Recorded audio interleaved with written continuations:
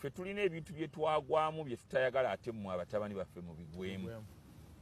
ng'okuwasa amangu era ekyo nkitegeeza kati bonna abatulaba wano nti okulwawo okuwasa si kirungi naye ate okwanguwa disadvantages z'okwanguwa ntono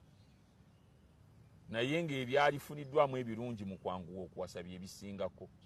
ng'oggyeko okubeera ng'omuntu aba muto akyalimu amasanyu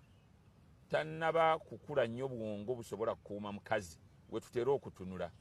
naye nga ebisinga obulungi mu kuwasa amangu byebisinga obungi naye ekimu kyentera obbagamba era kyenabagamba nti buli lwowasa amangu kitegeeza nti ojja kuzaala mangu buli lwonoozaala amangu ojja kutuuka myaka egya wagguluggulu nga gigenzegenze ng'otuula n'abaana bo bawala bo ne batabani bo ng'olinga ng'atudde ne baganda bo n'okula n'abaana bo musobola okukola omusingi oguli ggulugulu ogwa famire nga si gw'olowoleza famire wekka nga musajja mukulu naye nabana abatabani nga musiŋŋanako emyaka 15 20 bwe gityo amakulu mutuula ne mwogera ne bakuwabula naawe n'obawabula bwe tuba tutuuse mukama bwagira ng'okedde ku makya oluusi n'ofa abaana bo bw'obaleka nga basuumuseemu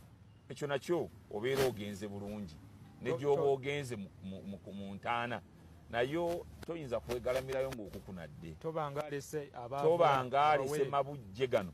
gagenda gabanwa ate teri agenda kukwagalira mwana mu nsi muno atali ggwe omwana ne bamukwata owange nga nfudde omuto ne bamutwala ewa wava munno ne bamutwala ewa Sudiiri era tagenda kuba happy okwagala okukoota ali kufuna tagenda kufuna so yembeera eyo kati ne tugenda okwesanga ng'ekintu bufumbo kirabiseemu obuzibu